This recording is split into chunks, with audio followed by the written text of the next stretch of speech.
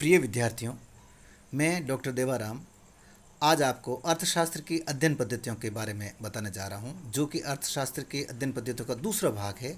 इसके अंतर्गत स्थैतिक एवं प्रायोगिक विश्लेषण के बारे में हम विस्तार से व्याख्या करेंगे, विस्तार से जानेंगे। इससे पूर्व के व्याख्यानों में मैंने आपको अर्थशास्त्र के इतिहास, अर्थ, परिभाषा, विषय क्षेत्र और प्रकृति के बारे में बताया, और साथ ही अर्थशास्त्र की अध्ययन पद्धतियों के अंतर्गत पहले भाग में मैंने निगमन विधि और आगमन विधि के बारे में आपको जानकारी दी थी।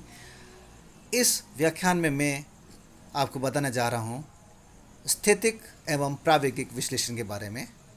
ज्ञान विज्ञान की कोई भी शाखा हो, सभी शाखाओं को अपने अध्ययन हेतु, अपने नियमों और सिद्धांतों को प्रतिपादन हेतु कुछ निश्चित विधियों का सहारा लेना पड़ता है। इनमें से दो विधियां ये भी बहुत महत्वपूर्ण हैं, स्थैतिक तथा प्रायोगिक विधि। इन विधियों का सर्वप्रथम उपयोग फ्रांसीसी समाजशास्त्री ऑगस्ट कॉम्टे ने किया था। उन्होंने स्टैटिक व डायनेमिक शब्दों का प्रयोग किया था। अर्थशास्त्र के क्षेत्र में सबसे पहले इन शब्दों का प्रयोग J.S. मिल, जॉन स्टुअर्ट मिल ने किया। यद्यपि इन दोनों शब्दों का बाद में काफ़ी विवाद भी रहा, लेकिन 20वीं सदी तक आते आते रैगनर फ्रेश, टिनबर्जन, सैमुअलसन, हैबरलर जैसे अर्थशास्त्रियों ने इन शब्दों का प्रयोग ही नहीं किया, बल्कि अर्थशास्त्र में इन विधियों को बहुत ही नए रूप से प्रस्तुत किया और अपने अपने ढंग से इनको परिभाषित किया। स्थैतिक विश्लेषण और गत्यात्मक विश्लेषण अर्थशास्त्र के अध्ययन क्षेत्र में बहुत ही महत्वपूर्ण स्थान रखते हैं। स्थैतिक विश्लेषण के बारे में हम विस्तृत से अध्ययन करते हैं तो सबसे पहले हमें ये जानना आवश्यक होता है कि इन शब्दों का उद्भव कैसे हुआ। स्थैतिक शब्द अंग्रेजी के स्टैटिक STATIC का हिंदी अनुवाद है, और ये जो शब्द अंग्रेजी का स्टैटिक है यह ग्रीक भाषा के शब्द स्टैटिक यानी STATIKE से बना है, जिसका अर्थ होता है एक स्थान पर खड़ा होना या बिना हलचल की स्थिति। लेकिन जिसे हम ये कह सकते हैं कि सामान्यतः निष्क्रियता या फिर गतिहीन अवस्था है। लेकिन अर्थशास्त्र में इसका अभिप्राय कतई ये नहीं लगाया जा सकता कि अर्थव्यवस्था में गतिहीनता की स्थिति है या फिर निष्क्रियता की स्थिति है। अर्थशास्त्र में इसका अर्थ लगाया जाता है कि अर्थव्यवस्था में गति तो है, हलचल तो है, लेकिन गति की दर समान रहती है। अर्थात मूवमेंट तो है, लेकिन रेट ऑफ मूवमेंट समान रहता है, स्थिर रहता है। पीगू ने बहुत ही सुंदर तरीके से इसको परिभाषित किया है।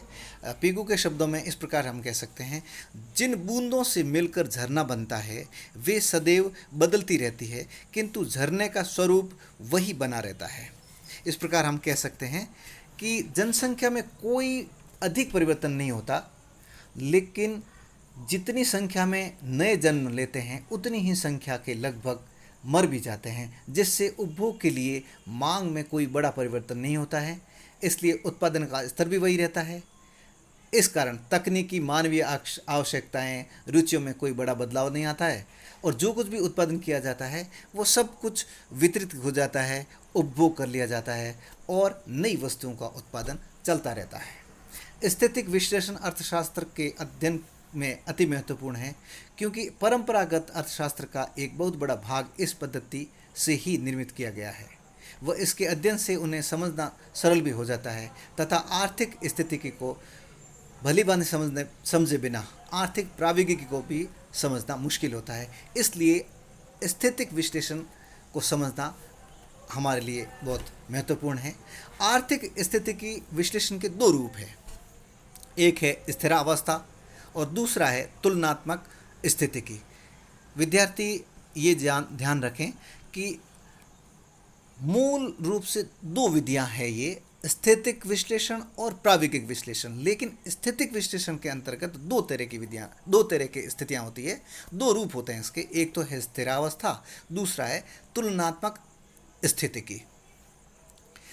स्थिरावस्था के अंतर्गत एक समय विशेष के संतुलन अवस्था का विश्लेषण किया जाता है, जबकि तुलनात्मक स्थिति में विभिन्न समय बिंदुओं के तुलनात्मक विश्लेषण किया जाता है। अर्थशास्त्र में स्थिरावस्था व तुलनात्मक स्थिति को व्यष्टिगत तथा समष्टिगत संतुलन विश्लेषण के माध्यम से समझा जा सकता है। यद्यपि हम व्यष्टि अर्थशास्त्र को ज़्यादा महत्व दे रहे हैं, फिर भी हमें स्थिति को पूर्ण रूप से समझना है तो दोनों ही स्थितियों को हमें भली भांति समझना होगा। पहले हम लेते हैं व्यष्टिगत स्थिरावस्था विश्लेषण। एक आर्थिक मॉडल विभिन्न आर्थिक चरों या तत्वों के बीच पारस्परिक संबंधों को बताता है, जिसमें एक चर या तत्व अनेक चरों या तत्वों से प्रभावित हो सकता है या एक से अधिक चरों से संबंधित हो सकता है। इन आर्थिक चरों के मध्य संबंध से उत्पन्न परिस्थितियों का अध्ययन किया जा सकता है। एक समय विशेष पर आर्थिक चरों के संबंध से संतुलनावस्था व उसके परिणाम स्थिरावस्था संतुलन से बताए जा सकते हैं। व्यष्टिगत विश्लेषण में स्थिरावस्था संतुलन को एक उदाहरण द्वारा हम इस प्रकार समझ सकते हैं कि एक समय बिंदु पर वस्तु की मांग व पूर्ति का संबंध कीमत का निर्धारण करती है। वस्तु की मांग व पूर्ति के संतुलन से कीमत का निर्धारण होता है और यह कीमत तब तक बनी रहती है जब तक कि मांग व पूर्ति में कोई परिवर्तन नहीं आता। अर्थात हम एक समय बिंदु की बात करते हैं और उस समय बिंदु पर व्यष्टिगत स्थिरावस्था के सबसे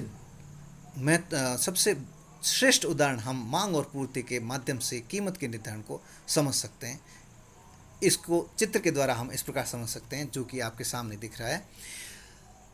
ओ यहाँ पे ओरिजिन पॉइंट है, मूल बिंदु है, और इससे आधार की जो रेखा है वो एक्स अक्ष है, जहाँ पर वस्तु की मात्रा ली गई है, जिसे हम क्यू कहते हैं, और जो वर्टिकल है यानी लंबवत अक्ष है वो वाई अक्ष है, जिस पर हमने वस्तु की कीमत ली है, जो कि पी कहलाती है।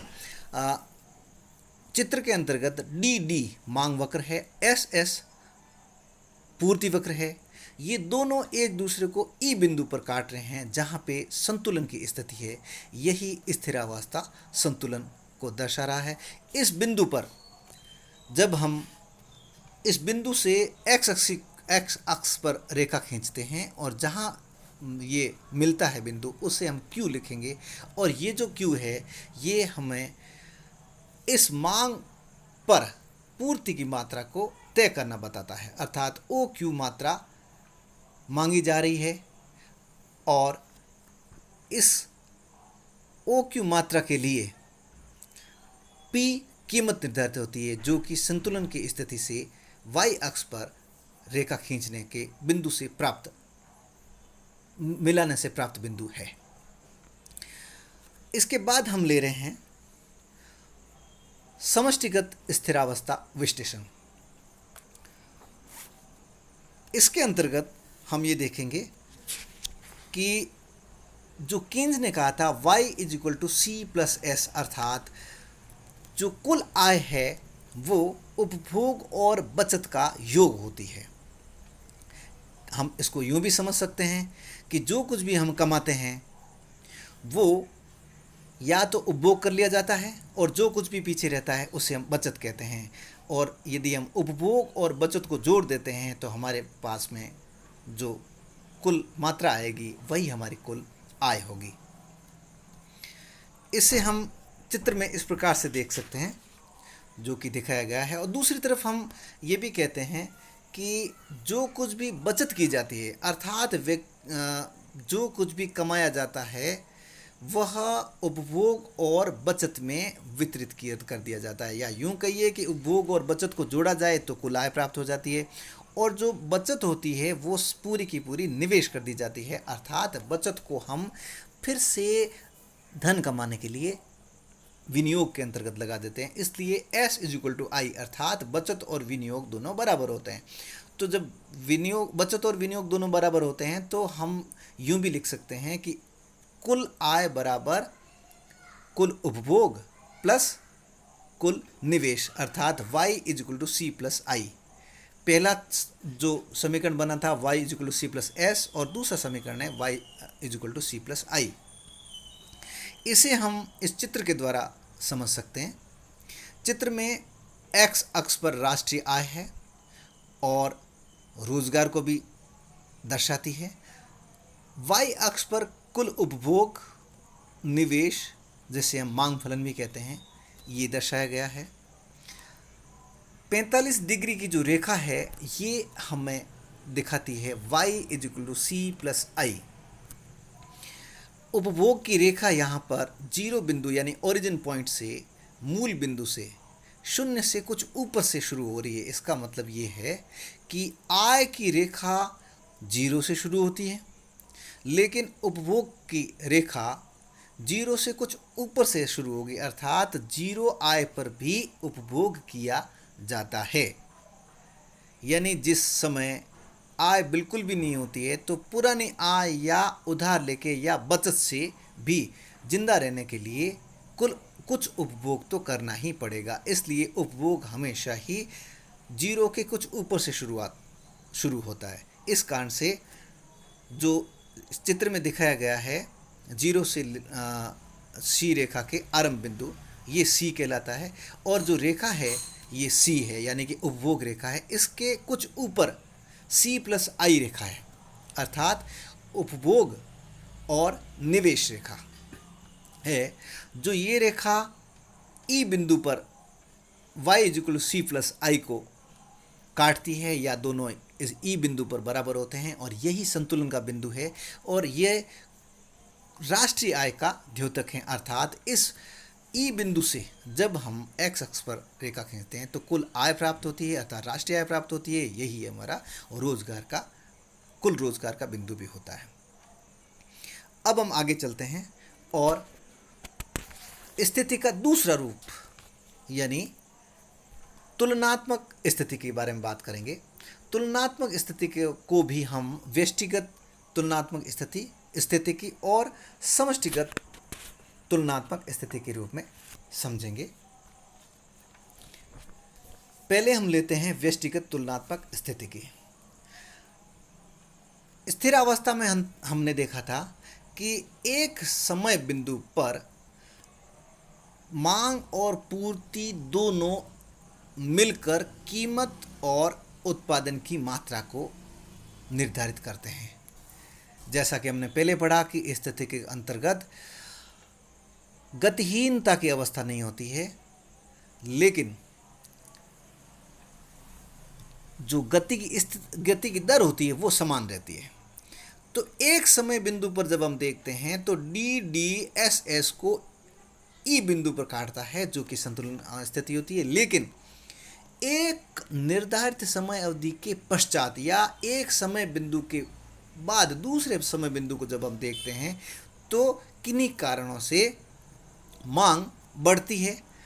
इस कारण से मांग वक्र ऊपर शिफ्ट हो जाता है। जो DD वक्र है वो पैरेलल ऊपर शिफ्ट हो जाता है और D1 रेखा के रूप में प्रदर्शित होता है।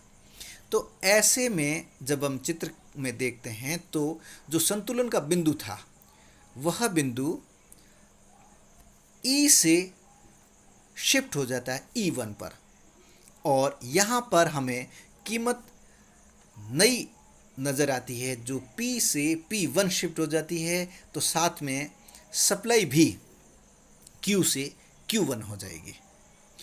मैं विद्यार्थियों को ये फिर पुनः दोहराना चाहूँगा कि ये जो DD है ये मांग वक्र है और SS है ये पूर्ति वक्र है। एक वस्तु के मांग वक्र और एक वस्तु का पूर्ति वक्र इसमें दर्शाया गया है।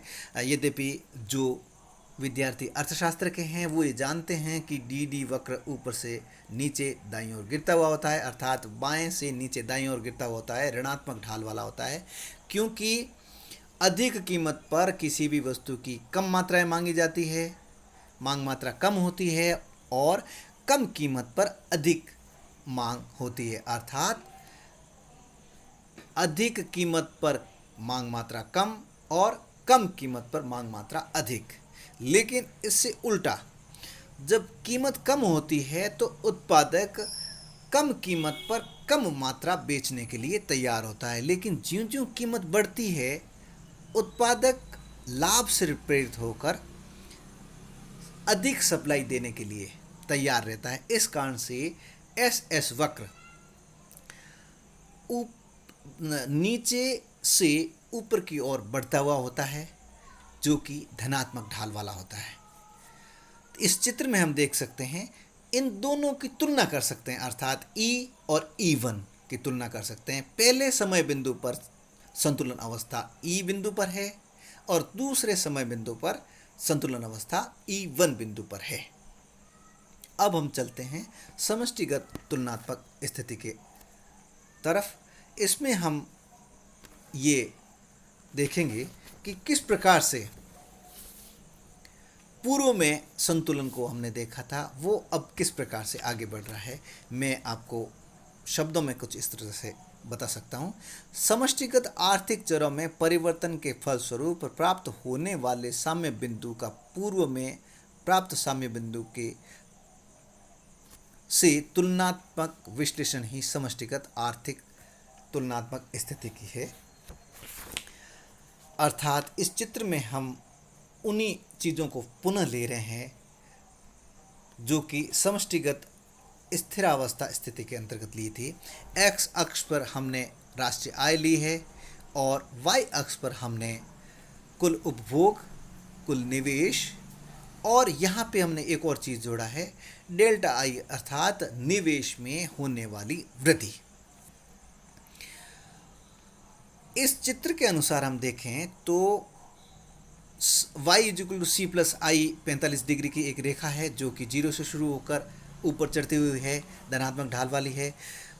उपभोग जो रेखा है वो 0 से कुछ ऊपर से शुरू होकर पहले की तरह ही आगे बढ़ती हुई होती है। जिस तरह से आय बढ़ती है साथ साथ उपभोग भी बढ़ता है, लेकिन उस अनुपात में नहीं बढ़ता जिस अनुपात में आय बढ़ती है। इसलिए यह रेखा सी प्लस आई की तुलना में कम तेज़ गति से बढ़ती है, लेकिन C plus Y equal C plus रेखा 0 से शुरू होती है और उपभोग की रेखा कुछ ऊपर से शुरू होती है, अर्थात 0 आय पर भी कुछ उपभोग किया जाएगा इसलिए।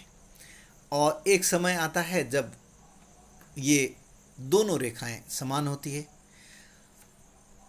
आई रेखा जो निवेश की रेखा है वो सी से जस्ट ऊपर से शुरू हो रही है। ये दोनों का जोड़ है सी प्लस आई, जो कि हमने पूर्व में भी देखा था। Y equal to C plus I रेखा सी प्लस आई रेखा को ई बिंदु पर काटती है, जो कि स्थिर अवस्था के अंतर्गत हमने देखा था। तो पहले समय बिंदु पर ई बिंदु संतुलन का बिंदु है, जो कि वाई राष्ट्रीय आय को दर्शा रहा है।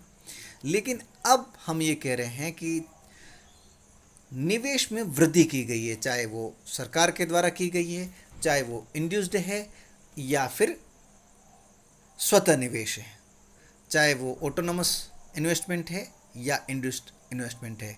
अर्थात निवेश में वृद्धि होती है जो कि डेल्टा आई के रूप में दिखाई गई। डेल्टा का मतलब यहाँ पे चेंज होता है, वृद्धि हो सकती है, कमी भी हो सकती है, लेकिन यहाँ पे वृद्धि है।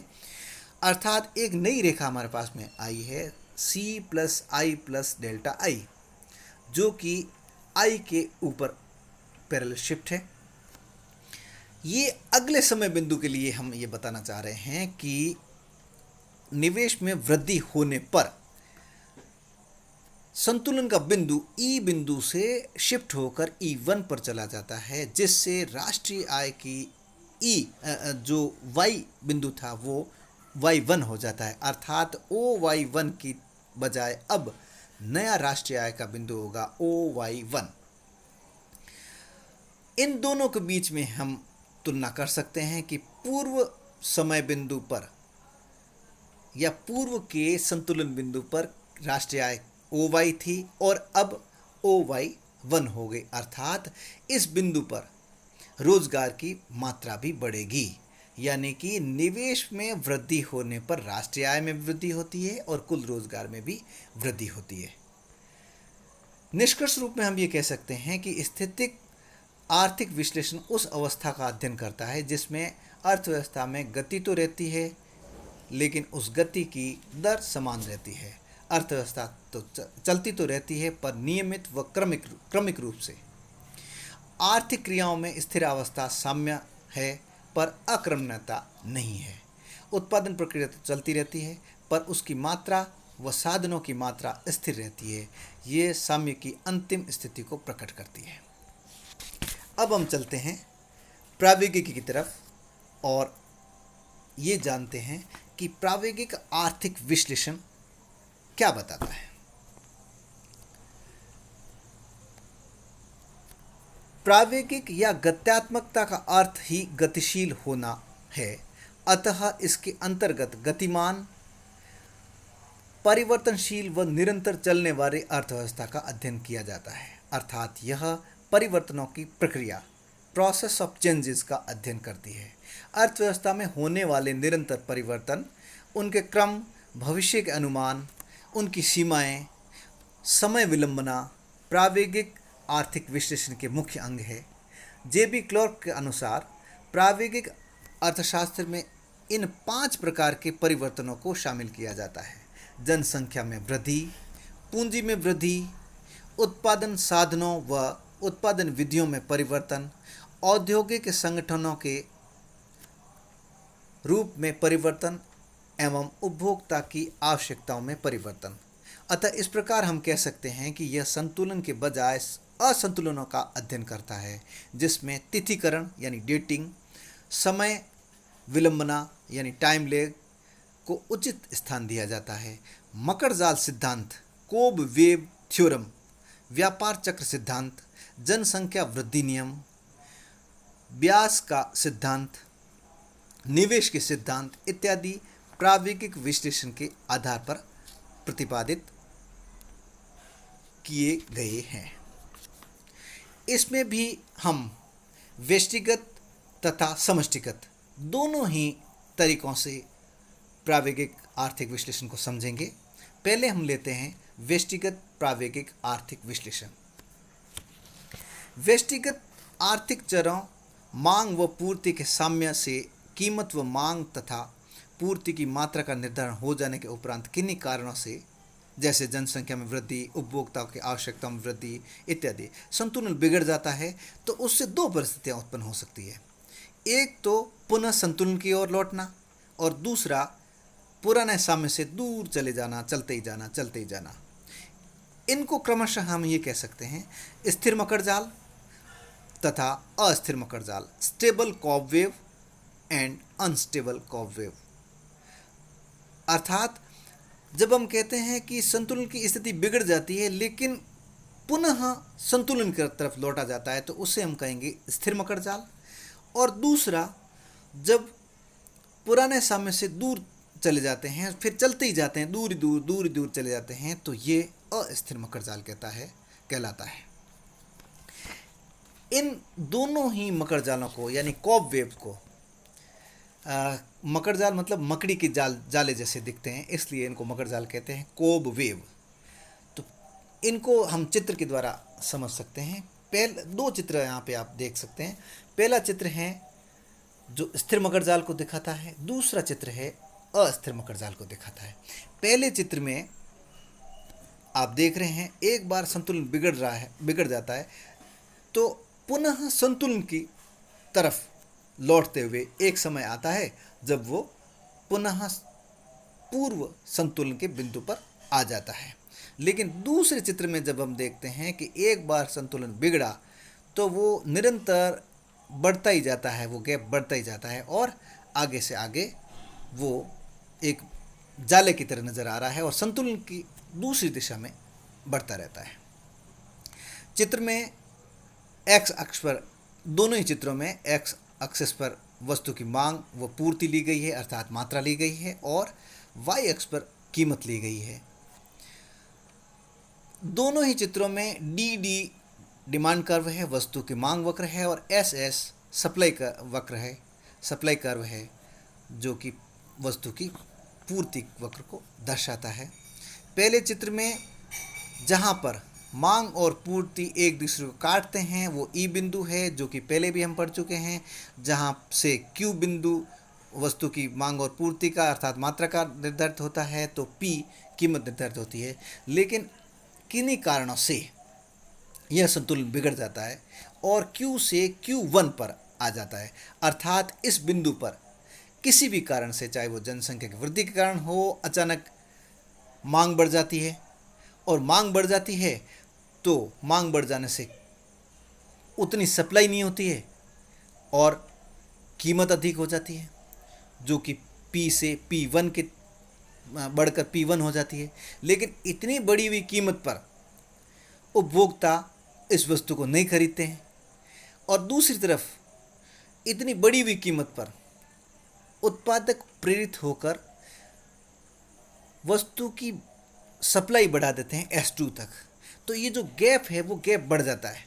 ये गैप बढ़ने से अचानक मांग में कमी आती है, तो दूसरी तरफ सप्लाई अधिक हो जाती है। तो ये जो गैप होता है, इस गैप के कारण कीमत गिरकर P2 हो जाती है। जो P2 होने पर मांग अचानक बढ़ती है, लेकिन P2 पर उत्पादक उतनी मात्रा में पूर्ति देने के लिए तैयार नहीं होता है, यह S3 के आसपास चली जाती है। और इसी तरह से ये असंतुलन चलता रहता है। लेकिन यह असंतुलन इस प्रकार से होता है कि अगले स्तर पर कीमत में गिरावट आती है, सप्लाई कीमत में वापस गिरावट आती है, फिर से वापस बढ़ती है, फिर से गिरावट आती है, फिर से वापस बढ़ती है। तो इस प्रकार से एक बार सप्लाई अधिक हो जाती है, एक बार मांग अधिक होती है, फिर सप्लाई अधिक होती है। इस प्रकार से यह क्रम चलता रहता है और पुनः ई बिंदु पर संतुलन, दीर्घकाल में ई बिंदु पर संतुलन की स्थिति बन जाती है। लेकिन दूसरे चित्र में एक बार संतुलन बिगड़ता है, जिसमें P से P1 हो जाती है कीमत, जिसकी वजह से उत्पादक लालच में आकर पूर्ति बढ़ाता है, तो कीमत पुनः गिर जाती है, फिर से वापस पूर्ति गिरती है, फिर से वापस कीमत के गिरने पर मांग बढ़ जाती है, और इस तरह से ये क्रम चलता रहता है। और मांग और पूर्ति में इस तरह का असंतुलन कंटिन्यू चलता रहता है और अस्थिरता बनी रहती है, और अस्थिर मकर जाल जैसा हमें इस चित्र में भी नज़र आ रहा है। अब हम चलते हैं प्राविगिक के दूसरा रूप, जो कि समष्टिगत प्राविगिक आर्थिक विश्लेषण है। समष्टिगत आर्थिक चरों अथवा समग्र अर्थव्यवस्था के विभिन्न क्षेत्रों में होने वाले परिवर्तन की गति तथा परिवर्तन की प्रक्रिया का विश्लेषण ही समष्टिगत आर्थिक प्राविगिक विश्लेषण है। इसके अंतर्गत समय तत्व का बहुत महत्व है, जैसा हमने पहले भी देखा। राष्ट्रीय आय, राष्ट्रीय उपभोग, राष्ट्रीय निवेश में निश्चित समयावधि में होने वाले परिवर्तनों की प्रक्रिया को हम इस चित्र के द्वारा भी समझ सकते हैं। चित्र में जैसा हमने पहले देखा था कि x अक्ष पर हमने राष्ट्रीय आय को लिया है और y अक्ष पर हमने उपभोग, विनियोग, व्यय को लिया है। इस चित्र में हमने C रेखा नहीं खींची है, क्योंकि ये हम पहले समझ चुके हैं। खींच भी सकते हैं, बना भी सकते हैं, और नहीं भी बनाए तो कोई बात नहीं है, क्योंकि हम यहाँ पे प्राविगिक को समझना चाहते हैं। इसलिए जो चीज़ समझ में आ चुकी है हम उससे आगे बढ़ते हैं। C+I पहली रेखा है और दूसरी रेखा है C+I प्लस डेल्टा I, और 45 डिग्री की वही रेखा y=C+I प्लस डेल्टा I, अर्थात ये दोनों ही रेखाएं C+I और y=C+I प्लस डेल्टा I, ये ई बिंदु पर पहले संतुलन में होते हैं, वहाँ पे y0 राष्ट्रीय आय होती है। लेकिन निवेश में वृद्धि किए जाने पर यह E1 बिंदु पर आ जाती है, अर्थात संतुलन जो होता है वो C+I प्लस डेल्टा I और y=C+I प्लस डेल्टा I के एक दूसरे के क्रॉस करने पर या एक दूसरे के बराबर होने पर E से E1 बिंदु पर संतुलन चला जाता है। और इसमें जो वृद्धि होती है y0 से yt तक, जो कि राष्ट्रीय आय में वृद्धि होती है, इसको हम डेल्टा y से दिखा सकते हैं। लेकिन ये जो E से E1 पे गया है, ये जब हम इसको केवल दो समय बिंदुओं पर देखते हैं तब तो वो संतुलन अवस्था स्थितिक हो जाती है। लेकिन हम E से E1 तक निरंतर क्रम को देखते हैं समय अवधि को देखते हैं तो यह प्रावेगिक हो जाता है, जो कि इस तरह से हम देख सकते हैं कि इस रेख E1 के बिंदु को जब हम C+i से C+i+Δi तक खींचते हैं, उसके बाद जब हम इस रेखा को y=c+i+Δi तक ले जाते हैं, फिर से वापस इसको ऊपर की रेखा से मिलाते हैं, तो इस तरह से ये एक क्रम चलता है। अर्थात ये निरंतर और क्रमिक रूप से चलता हुआ E से E1 तक पहुंचा है, सीधा नहीं पहुंचा है। अर्थात हम समय बिंदुओं के बजाय समय अवधि की बात करते हैं, और यही समष्टिगत प्रावेगिक आर्थिक विश्लेषण है। इन बिंदुओं को जब हम मिलाते हैं तो ये LMNOP जो कि चित्र में दिखाया गया है, यही हमारा प्रावेगिक विश्लेषण है। और इस प्रकार से आज हमने इस व्याख्यान में अर्थशास्त्र की अध्ययन पद्धतियों के अंतर्गत स्थैतिक और प्रावेगिक पद्धतियों का विश्लेषण भली भांति समझा। धन्यवाद।